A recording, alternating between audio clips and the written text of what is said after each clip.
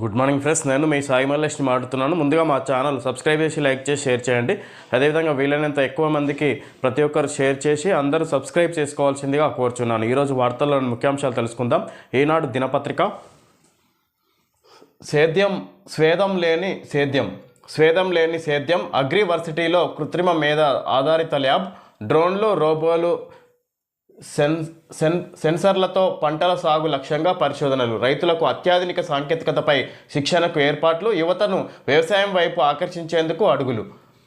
స్వేదం లేని సేద్యం అగ్రివర్సిటీలో కృత్రిమ మేధ ఆధారిత ల్యాబ్. ఈ విధంగా అది డ్రోన్లతోటి రోబో పురుగు మందు పిచికారీ చేస్తుండగా ల్యాబ్ నుంచి పరిశీలిస్తున్న నిపుణుడు. ఈ విధంగా రోబోతోటే విధంగా పిచికారీ చేస్తున్నారు. ఈ విధంగా వ్యవసాయాన్ని టెక్నాలజీ పరంగా ఏ విధంగా చేయడానికి కానీ ఈ విధంగా రైతులకు అత్యాధునిక సాంకేతికపై శిక్షణకు ఏర్పాట్లు. నేల ఏ పంటకు అనుకూలంగా ఉంది, వాతావరణం ఎలా ఉంది, పంటలకు చీడపీడలే లేవైనా వ్యాపించాయా, నివారణకు ఎలాంటి పురుగు మందులు వాడాలి, ఉత్పత్తుల అమ్మకానికి మార్కెట్ అనుకూలంగా ఉందా లేదా, తదితర పనులన్నీ సెన్సర్లు అమర్చిన యంత్రాలే చక్కబెడితే ఎలా ఉంటుంది, కృత్రిమ మేధ, robotics, internet of things, IoT సాంకేతిక పరిజ్ఞానంతో సేద్యానికి సంబంధించిన సమస్త పనులన్నీ శారీరక శ్రమ లేకుండా వాటికవే జరిగిపోతే అన్నదాతకు ఎంత హాయిగా ఉంటుంది. అలాంటివన్నీ సాకారం చేసే దిశగా అడుగుపడింది తెలంగాణలో స్మార్ట్ సేద్యం లక్ష్యంగా హైదరాబాద్లోని ప్రొఫెసర్ జయశంకర్ వ్యవసాయ విశ్వవిద్యాలయం, భారతీయ స్టేట్ బ్యాంక్ ఆర్థిక సహకారంతో దేశంలో తొలిసారిగా అధునాతన ఏఐ, రోబోటిక్స్, ఐఓటీ ఆధారిత అరిసా ల్యాబ్ ప్రయోగశాలను ఏర్పాటు చేసింది. అగ్రివర్సిటీ అందుకు ప్రణాళిక రూపొందించి ఇవ్వగా వర్సిటీ పూర్వ విద్యార్థి state bank of India chairman Challa Srinivasulu Shetty corporate సామాజిక బాధ్యత సిఎస్ఆర్ కింద 15 కోట్ల ఆర్థిక సహాయం అందజేశారు. 9 నెలల వ్యవధిలోనే ఈ ప్రాజెక్టుకు రూపకల్పన జరిగింది. విధంగా రోబోటిక్ విధంగా వాటితోటి ఈ విధంగా వ్యవసాయాన్ని కంట్రోల్ చేసే విధంగా ఎప్పుడు ఏ చర్యలు తీసుకోవాలి, వ్యవసాయంలో వివిధ పంటలకు గాను ఈ రోబోటిక్స్ ద్వారా యంత్రాంగాన్ని తీసుకొస్తున్నారు అన్నట్టుగా చూడవచ్చు. దానికి సంబంధించి పరిశోధనలు జరుగుతున్నాయి. ల్యాబ్ నుంచి పరిశీలిస్తున్న నిపుణుడు రోబో పురుగు మందు పిచికారీ చేస్తుండగా ల్యాబ్ నుంచి పరిశీలిస్తున్న నిపుణుడు. ఈ విధంగా రోబోలతోటి వ్యవసాయాన్ని చేయడానికి కానీ రైతులకు మరింత ఇబ్బందులు కలగకుండా ఈ విధంగా నూతనంగా రోబోలతోటే వ్యవసాయాన్ని మెరుగుపరుచుకునే విధంగా రూపొందిస్తున్నట్టుగా చూడవచ్చు టెక్నాలజీని. ఈ విధంగా దీనికి ఎక్కడ ఉంది అగ్రివర్సిటీలోని డిజిటల్ వ్యవసాయ కేంద్రంలో 4 ఎకరాల్లో ఈ ప్రాజెక్టును చేపట్టారు. 3000 చదరపు అడుగుల భవనం నిర్మించి ల్యాబ్, శిక్షణ కేంద్రాలు, మానిటరింగ్ వ్యవస్థ తదితరాల నిర్వహణకు వినియోగించారు. దాదాపు 3 ఎకరాల స్థలాన్ని పంట క్షేత్రాలు, ప్రయోగాల నిర్వహణకు వినియోగిస్తున్నారు.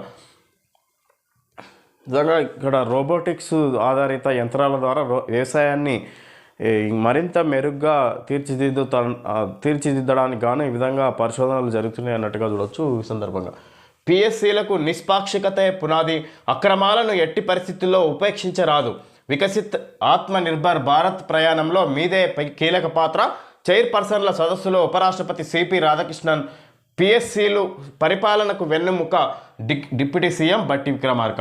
విధంగా పిఎస్సీలకు నిష్పాక్షికతే పునాది. పిఎస్సిఎస్ కమిషన్ల సమావేశంలో విధంగా డిప్యూటీ సీఎం బట్టి విక్రమార్క, అదేవిధంగా చైర్పర్సన్ ఉపరాష్ట్రపతి సిపి రాధాకృష్ణ పాల్గొన్నట్లుగా చూడవచ్చు. పబ్లిక్ సర్వీస్ కమిషన్లకు నిష్పాక్షికతే నైతిక పునాది అని ఉపరాష్ట్రపతి సిపి రాధాకృష్ణన్ తెలిపారు. వికసిత భారత్ 2047 లక్ష్యానికి వినూత్న ఆలోచనలు, నైతికత, ప్రజల పట్ల సానుకూల దృక్పథం కలిగిన సివిల్ సర్వెంట్లు అవసరమన్నారు. సుపరిపాలనలో ప్రభుత్వ సంస్థలు, వ్యవస్థలను నడిపించే వ్యక్తుల నైతికత అత్యంత నిర్ణయాత్మకమన్నారు. దేశ సేవ చేసేందుకు నైతిక విలువలు కలిగిన వ్యక్తులను ఎంపిక చేసే బాధ్యత రాజ్యాంగబద్ధ సంస్థలైన పిఎస్సీలపై ఉందని పేర్కొన్నారు. రామోజీ ఫిలిం సిటీలో 2 రోజుల పాటు జరిగిన పబ్లిక్ సర్వీస్ కమిషన్ చైర్పర్సన్ల 26వ జాతీయ సదస్సు ముగింపు కార్యక్రమానికి ఉపరాష్ట్రపతి ముఖ్య అతిథిగా హాజరయ్యారు. ఈ సమావేశంలో deputy CM Bhatti Vikramarka, UPSC సభ్యులు లెఫ్టినెంట్ జనరల్ రాజ్ శుక్లా, దినేష్ దాసా, రాష్ట్రాల పిఎస్సీల standing committee chairman Alok Verma, TGPSC chairman Burra Venkatesham, Uttar Pradesh PSC chairman Sanjay Srinet. విధంగా పిఎస్సీల సమావేశానికి ఉపరాష్ట్రపతి సిపి రాధాకృష్ణన్కు జ్ఞాపిక అందిస్తున్న యూపీఎస్సీ సభ్యుడు లెఫ్టినెంట్ జనరల్ రాజ్ శుక్లా పక్కన ఉప ముఖ్యమంత్రి బట్టి విక్రమార్క.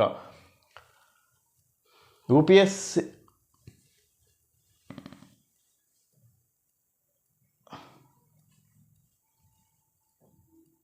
పబ్లిక్ సర్వీస్ కమిషన్లకు నిష్పాక్షికతే నైతిక పునాదని ఈ విధంగా ఉపరాష్ట్రపతి సిపి రాధాకృష్ణ తెలిపారు. ఈ విధంగా వీళ్ళ నియామక ప్రక్రియ అనేది నైతిక విలువలను కూడుకొని ఉన్న వ్యక్తులనే ఎన్నుకోవాలన్నట్టుగా మాట్లాడారు. ముఖ్యంగా ఇలాంటి అవకతవకలు జరగకుండా పరీక్షల ఫలితాలు ఈ విధంగా మూల్యాంకన విషయంలో కూడా పిఎస్సిఎస్ సంబంధించి ఒక నాణ్యమైన ప్రణాళికను రూపొందించాలి. దానికి తగ్గట్టుగానే ఎంపిక జరగాలన్నట్టుగా పిఎస్సిఎస్ సమావేశంలో పాల్గొన్నట్టుగా చూడవచ్చు. పిఎస్సీలకు నిష్పాక్షికతే పునాది, నీతి నిజాయితీ విధంగా వినూత్న ఆలోచనలు, నైతికత, ప్రజల పట్ల సానుకూల దృక్పథం కలిగిన సివిల్ సర్వెంట్లు అవసరమన్నారు. సుపరిపాలనలో ప్రభుత్వ సంస్థలు వ్యవస్థలను నడిపించే వ్యక్తుల నైతికత అత్యంత నిర్ణయాత్మకమన్నారు. దేశసేవ చేసేందుకు నైతిక విలువలు కలిగిన వ్యక్తులను ఎంపిక చేసే బాధ్యత రాజ్యాంగబద్ధ సంస్థలైన పిఎస్సీలపై ఉందని పేర్కొన్నారు.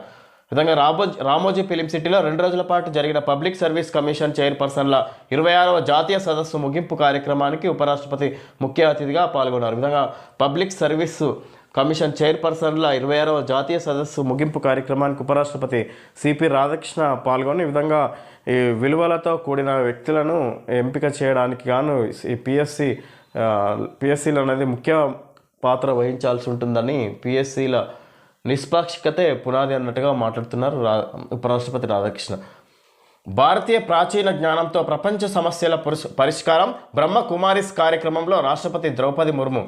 విధంగా బ్రహ్మకుమారిస్ కార్యక్రమంలో రాష్ట్రపతి ద్రౌపది ముర్ము మాట్లాడుతూ ఈ విధంగా భారతీయ ప్రాచీన జ్ఞానంతో ప్రపంచ సమస్యల పరిష్కారం, విధంగా శాంతియుతంగా సమస్యలను పరిష్కరించుకోవచ్చు అన్నట్టుగా ఈ విధంగా భారతీయ ప్రాచీన జ్ఞానంతో ప్రపంచ సమస్యల పరిష్కారం బ్రహ్మకుమారిస్ కార్యక్రమంలో రాష్ట్రపతి ద్రౌపది ముర్ము పాల్గొని వివిధ అంశాలపై మాట్లాడినట్టుగా చూడవచ్చు. ఈ విధంగా హైదరాబాద్లో ఉన్న సందర్భంగా వివిధ కార్యక్రమాలకు రాష్ట్రపతి ద్రౌపది ముర్ము హాజరవుతున్నట్టుగా చూడవచ్చు.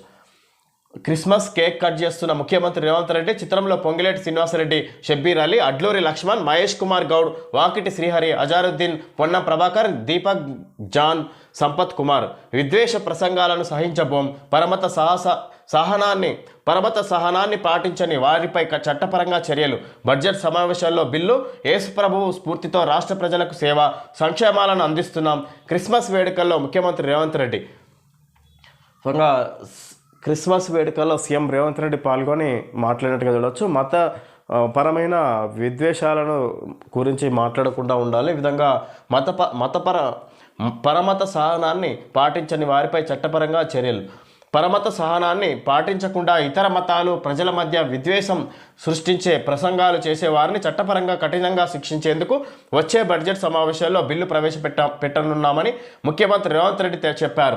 హైదరాబాద్లోని ఎల్బీ స్టేడియంలో ప్రభుత్వం నిర్వహించిన క్రిస్మస్ వేడుకల్లో ఆయన ముఖ్య అతిథిగా పాల్గొని ప్రసంగించారు. ప్రపంచవ్యాప్తంగా అన్ని దేశాల్లో ఒకే రోజు క్రిస్మస్ వేడుకల్లో ముఖ్యమంత్రి రేవంత్ రెడ్డి ప్రభుత్వ పరంగా ఎల్బీ స్టేడియంలో నిర్వహించిన క్రిస్మస్ వేడుకల్లో పాల్గొని సీఎం రేవంత్ రెడ్డి మాట్లాడారు. ఈ విధంగా పరమత సహనాన్ని పాటించకుండా ఇతర మతాలు ప్రజల మధ్య విద్వేషం సృష్టించే ప్రసంగాలు చేసేవారిని చట్టపరంగా శిక్షించేందుకు వచ్చే బడ్జెట్లో బిల్లు ప్రవేశపెడతామన్నట్టుగా విధంగా మతాలను ఉద్దేశపూర్వకంగా ప్రసంగాలు ఇచ్చే వారిపై కఠిన చర్యలు ఉంటాయని, దానిపై చర్యలు తీసుకోవడానికి వచ్చే బడ్జెట్ సమావేశాల్లో బిల్లును ప్రవేశపెడతామన్నట్టుగా సీఎం రేవంత్ రెడ్డి మాట్లాడుతున్నారు. సమన్వయ లోపంతోనే గెలిచే చోట ఓడాం, 16 మంది ఎమ్మెల్యేల వ్యవహార శైలితోనే రెబల్స్ బెడద. అంతర్గత సమీక్షలో అంచనాకు వచ్చిన కాంగ్రెస్ కీలకమని చెప్పినా ఎందుకు నిర్లక్ష్యంగా ఉన్నారంటూ నిలదీత. విధంగా 18 నియోజకవర్గాల్లో 16 మంది ఎమ్మెల్యేల పనితీరు వల్లనే ఈ విధంగా కొన్ని 18 నియోజకవర్గాల్లో సంబంధించి సర్పంచ్లను ఇక్కడ కోల్పోయాము. ఈ విధంగా అక్కడ కూడా గెలుస్తామనే నమ్మకంతో ఉండే ప్రభుత్వం కాంగ్రెస్ పార్టీ అధికారంలో ఉన్నప్పుడు అత్యధిక స్థానాలను గెలుచుకునే లక్ష్యంతో ఉన్నామన్నట్టుగా సీఎం రేవంత్ రెడ్డి మాట్లాడుతున్నారు. 16 మంది ఎమ్మెల్యేల వ్యవహార శైలి వల్లనే ఇక్కడ సర్పంచ్లను గెలుచుకోలేకపోయినామన్నట్టుగా మాట్లాడుతున్నారు.